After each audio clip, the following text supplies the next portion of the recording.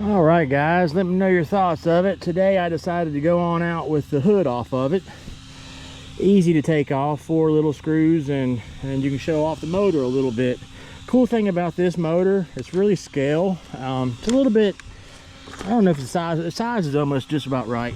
You can put a servo, hook it up to the belts, and they spin.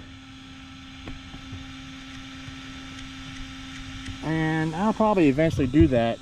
You hook your servo up underneath of it somewhere. It's hidden. You can hide it somewhere in there. I'm not exactly sure yet where it hooks up at, but it does hide, and it spins the belts. It looks really cool. Gives it more of a scale look. And if I'm going to do all that, I'll definitely have to. I want to keep the hood off so you can see that part working.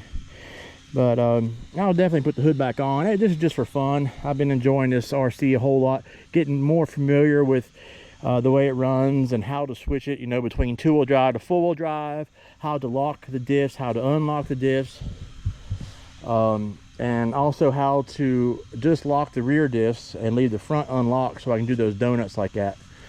It's pretty cool. A lot of cool features, and it comes with the Dumbo. This came stock with this Dumbo controller. The thumb switch there is your high and low gear.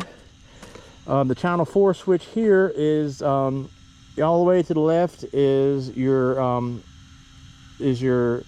rear a 4-wheel drive, or I mean both, let's say unlock diffs, and then you push it all the way forward and it is lock diffs, I believe.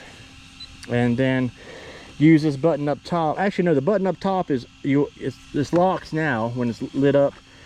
Unlock the diffs there, and then on right here is 2-wheel drive or 4-wheel drive. Put it to the left and it's 4-wheel drive. Put it to the right and it's 2-wheel drive.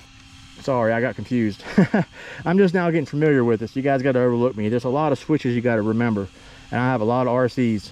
But anyway, this thing is a blast. Of course, I customized the look. I gave it the RC 4-wheel drive look, and yes, I did keep the original Eric Miller all the license decals on the original panels. What I did is I bought a brand new panel set from RG 4-wheel drive and went ahead and put these decals on that set so I can have my own look. And also I kept the stock wheels, were beadlocked. They were plastic, they were black. Very cool tire tread. I really do like them. The 2.2s. But in their place I put RC 4-wheel drive brand 2.2s, Mudslingers. And let's see, yeah, you can see the RC 4-wheel drive logo right there, which was cool that I had those, because I mean I try to, when I get a RC something like this that's super scale, I'd like to keep everything as original as possible, like to the company at least, you know. So I wanted to keep anything I put on this, if possible, RC 4-wheel drive brand. And of course their original decals, their alternative decals. This is the first time and only one I've seen like this. And these decals come with this RC on a decal sheet, but I haven't seen anybody on YouTube utilize it on their RC yet. And probably because, just like me, you know, in order to use them, you'd have to either peel off your original decals, or you'd have to go through the trouble of buying a whole new body panel set. But you can buy that. It's like $40 for the set. And all it is just your Lexan panels, but it's already painted. You just got to stick the decals onto it.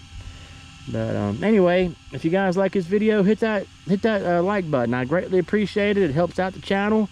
And if you guys do that, you're awesome. And you got any comments, hit me up in the comment section. Any kind of questions, I can answer them. You got anything for me, you know, if I can answer any of your questions with any kind of knowledge, I can. If you can teach me something about this, I'm willing to learn. Anyway, it's a great RC, a lot of fun, and as always guys, thank you for everything.